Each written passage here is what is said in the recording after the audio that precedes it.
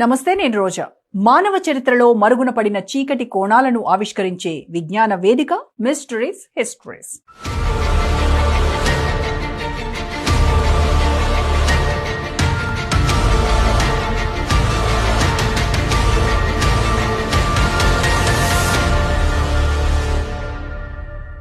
మన దేశంలో పేదరికం అనే పదం ప్రజల జీవితంలో ఒక శాశ్వత నీడలా మిగిలిపోయింది.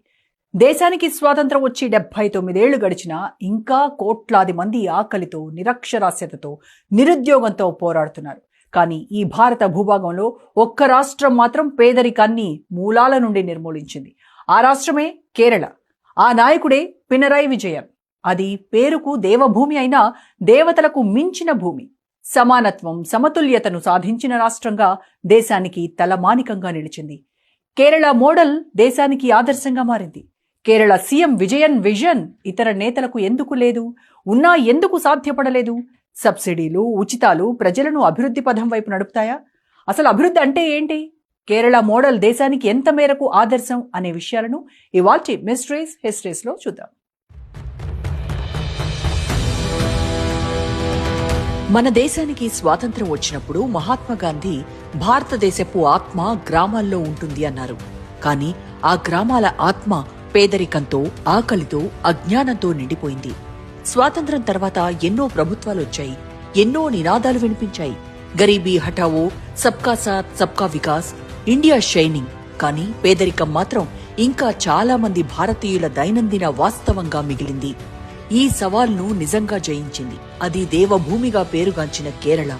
అక్కడి నాయకుడు పినరయి విజయన్ నేతృత్వంలో కేరళ ప్రభుత్వం పేదరిక నిర్మూలనలో ఒక చరిత్ర సృష్టించింది. భారతదేశంలో పేదరికం చాలా రాష్ట్రాలకు ఇప్పటికీ పరిష్కారం కాని సమస్య. అలాంటి సందర్భంలో 2021లో నీతి Aayog multi dimensional poverty index ప్రకారం కేరళలో పేదరిక రేటు కేవలం 0.71% మాత్రమే ఉంది. దేశంలో అతి తక్కువ పేదరికం కలిగిన రాష్ట్రం కేరళ. ఇది దేశంలో మొట్టమొదటి ఎక్స్ట్రీమ్ పావర్టీ ఫ్రీ రాష్ట్రం. ఇది కేవలం గణాంకాలు కాదు, నిజాయితీ గల నాయకుడి దృక్పథం సాధించిన విజయం, ఒక చిత్తశుద్ధి గల నేత సాధించిన ప్రజాస్వామ్య ప్రతిఫలం.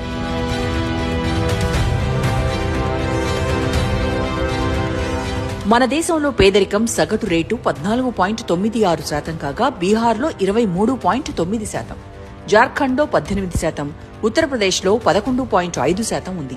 అయితే కేరళలో మాత్రం ఇది శూన్యానికి సమీపం. ఈ విజయం ఒక్క రోజులో సాధించింది కాదు, ఇది దశాబ్దాల పాటు సాగిన సమైక్య ప్రజాపాలన, సామాజిక ఉద్యమాల, చిత్తశుద్ధితో కూడిన రాజకీయ ఫలితం.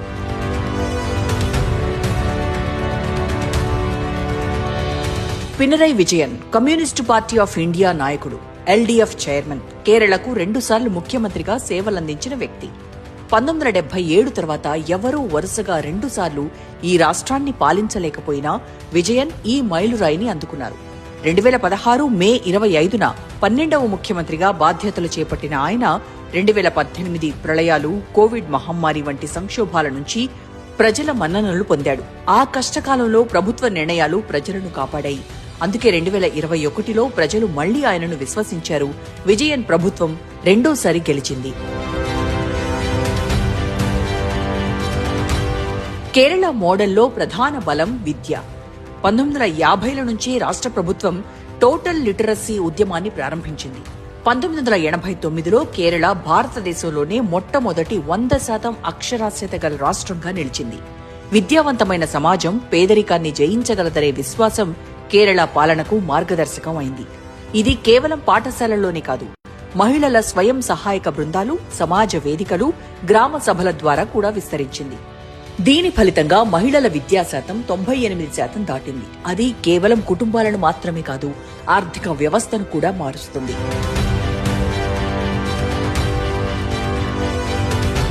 కేరళ మోడల్లో రెండో బలం ఆరోగ్య వ్యవస్థ. కేరళలో ప్రతి 7,000 మందికి ఒక ప్రాథమిక ఆరోగ్య కేంద్రం ఉంది. ప్రతి గ్రామానికి వైద్య సౌకర్యం చేరుకోవడం ప్రభుత్వ బాధ్యతగా మారింది. కోవిడ్ మహమ్మారి సమయంలో ప్రపంచం మొత్తం ఆశ్చర్యపోయేలా కేరళ ట్రేస్, టెస్ట్, ట్రీట్ విధానం ద్వారా మరణాల రేటును నియంత్రించింది. కేరళ మోడల్లో మూడో పునాది ప్రజా భాగస్వామ్యం. కేరళలో ప్రతి నిర్ణయం గ్రామ సభల ద్వారా ప్రజలతో పంచుకుంది. పంచాయతీలకు 40% నిధులు కేటాయించబడతాయి. ఇది డీసెంట్రలైజ్డ్ డెమోక్రసీకి ఒక నమూనాగా నిలిచింది.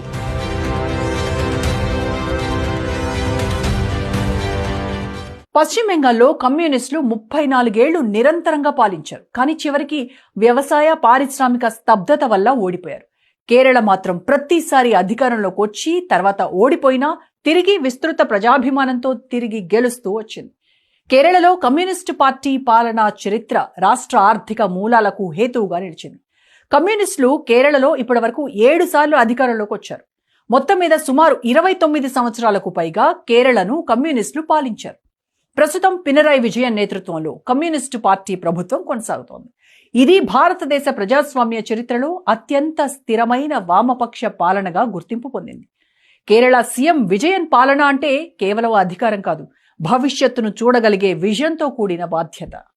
2016లో ముఖ్యమంత్రిగా బాధ్యతలు స్వీకరించిన పినరాయి విజయన్ పాలన అంటే కేవలం అడ్మినిస్ట్రేషన్ కాదని స్పష్టంగా చెప్పారు. అది ఒక సామాజిక దిశ. విజయన్ విజన్ 3 మూల స్తంభాలపై నిలిచింది: సమానత్వం, సామాజిక న్యాయం, సస్టైనబుల్ అభివృద్ధి. ఆయన మాటల్లో అభివృద్ధి అంటే పెద్ద పెద్ద భవనాలు కట్టడం కాదు, ప్రతి కుటుంబం గౌరవప్రదంగా బతకడం. ఈ ఆలోచనతో ఆయన ప్రభుత్వం extreme poverty eradication project EPEP ప్రారంభించింది. 64,000 అత్యంత పేద కుటుంబాలను గుర్తించి వారికి ఆహారం, నివాసం, విద్య, ఆరోగ్యం, ఉపాధి ఈ 5 రంగాల్లో పూర్తి సహాయం అందించింది. దీని ఫలితంగా 4 సంవత్సరాల్లో 96% కుటుంబాలు పేదరికం నుంచి బయటపడ్డాయి. ముఖ్యమంత్రి నియోజకవర్గం ధర్మాదం దేశంలోనే మొట్టమొదటి పేదరిక రహిత నియోజకవర్గంగా నిలిచింది. మన దేశంలో మీసాలు తిప్పే నాయకులకు, చరిత్రల గురించి మాట్లాడే నాయకులకు, విజన్ గల నాయకులమని చెప్పుకునే పబ్బం గడుపుకునే నేతలకు, చిత్తశుద్ధి లేని ప్రజాప్రతినిధులకు విజయం ఒక సూటి ప్రశ్న: మీకు చేతనైతే చేసి చూపించండి. పేదరికాన్ని ఇంకా ఎన్నాళ్లు మీ విజయాలకు సాధనాలుగా, ఆయుధంగా వాడుకుంటారు? పేదరిక నిర్మూలనలో కేరళకు నిజమైన బలం మహిళలే. 1998లో ప్రారంభమైన కుటుంబశ్రీ మిషన్ ఇప్పటికీ 4.5 మిలియన్ మహిళలను ఆర్థిక స్వావలంబన వైపు నడిపించింది. ఈ స్వయం సహాయక సమూహాలు కేవలం లాభాపేక్ష వ్యాపారాలు కాదు. వీటి వల్ల సమాజంలో స్త్రీకి గౌరవం, స్వతంత్రత, నిర్ణయాధికారం పెరిగింది. మహిళలు, చిన్న వ్యాపారాలు, కర్షక సమూహాలు సేవా రంగాల్లో ముందుకు రావడంతో కేరళలో ఆర్థిక చలనం విస్తరించింది. పినరాయి విజయన్ మాటల్లో స్త్రీ శక్తి కేరళ ఆర్థిక వ్యవస్థ ఇంజన్.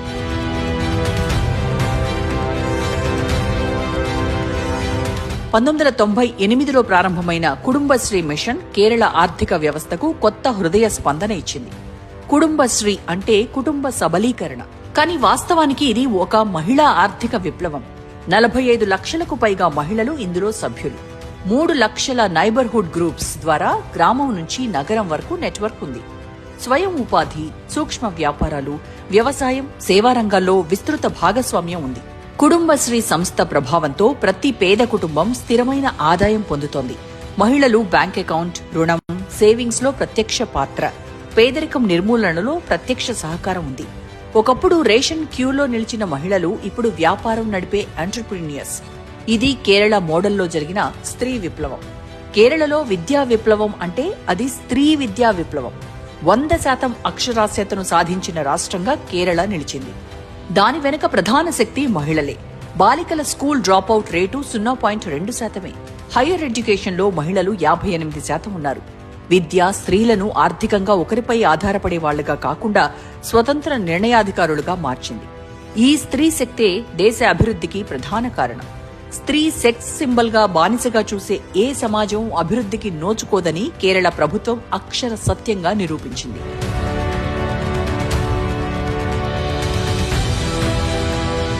భారతదేశంలో ఎక్కువ రాష్ట్రాల్లో మహిళలు ఇంకా విద్య, ఉద్యోగం, ఆర్థిక స్వాతంత్ర్యంలో వెనుకబడి ఉన్నప్పటికీ కేరళ మాత్రం ఈ దృశ్యాన్ని పూర్తిగా మార్చింది. ఇక్కడ మహిళలు కేవలం పాలు పంచుకునేవారు కాదు, అభివృద్ధి యంత్రానికి ఇంజన్ లాంటి శక్తి. కేరళ మోడల్లో మహిళల భాగస్వామ్యం ఒక సామాజిక ఉద్యమం.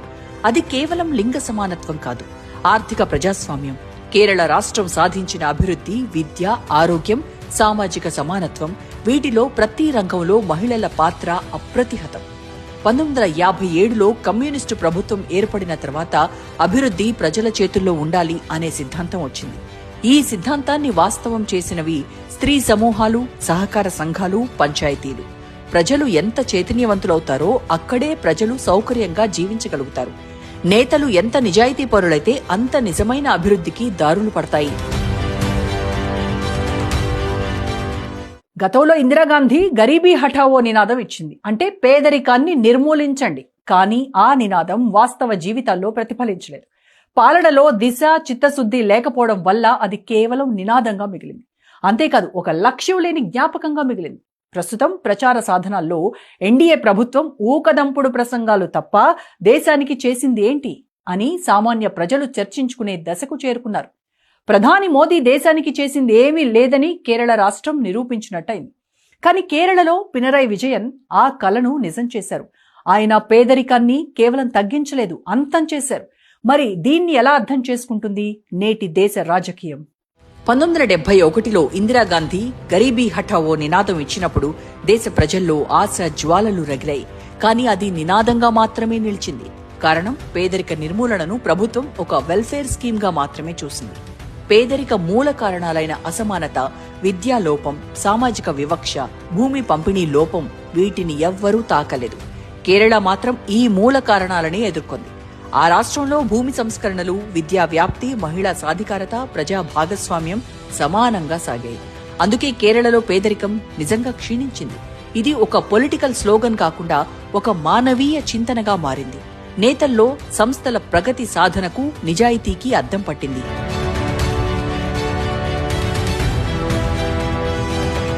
దేశ రాజకీయ వ్యవస్థలో చిత్తశుద్ధి అనే పదం ప్రచారాల్లో వినిపిస్తుందే కానీ పాలనలో కనిపించదు. పాలకులు పేదరికాన్ని ఒక ఎన్నికల ఆయుధంగా ఉపయోగిస్తున్నారు. ఎన్నికల సమయంలో సబ్సిడీలు, ఉచిత పథకాలు ప్రకటించి తర్వాత పేదల సమస్యలపై మౌనం పాటిస్తున్నారు. దీని ఫలితంగా పేదరికం తగ్గినా సమాజంలో అసమానత పెరిగింది. 2018 ఆక్స్ఫామ్ రిపోర్టు ప్రకారం భారతదేశ సంపదలో 73% సంపద ధనవంతుల చేతుల్లో ఉంది. ఇది పేదరిక నిర్మూలన కాదు, ఇది అసమానతల నూతన రూపం. అదే రాజరిక వ్యవస్థ, అదే అరాచక పాలన విధానాలు, ప్రజాస్వామ్య పాలన పేరుకే తప్ప పాలనలో మచ్చుకు కూడా కనిపించని దుస్థితి.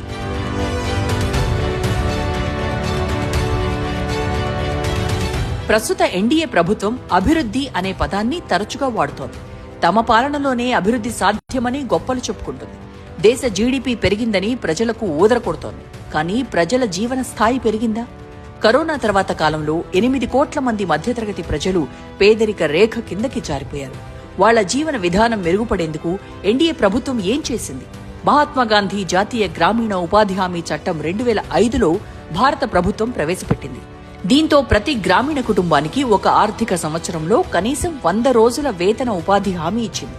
గ్రామీణ పేదలకు వేతన ఆధారిత పనులు కల్పించిందా? వలసను తగ్గించి గ్రామాల్లోనే ఉపాధి అవకాశాలు కల్పించడంలో ఫెయిల్ అయింది. పర్యావరణ పరిరక్షణ, నీటి వనరుల అభివృద్ధి, గ్రామీణ మౌలిక సదుపాయాల నిర్మాణంలో ప్రభుత్వం ఏం చేసింది? మహిళలకు కనీసం 3వ వంతు ఉద్యోగాలు ఇవ్వడానికి ఏ ప్రభుత్వం కృషి చేసింది? అరకొర పనులు కల్పించి వేతనాలు ఆలస్యం చేస్తుంది. రేషన్ స్కీముల్లో లీకేజీలు, ప్రైవేటీకరణతో చిన్న వ్యాపారాలు నాశనం. ఇవే వాస్తవాలు.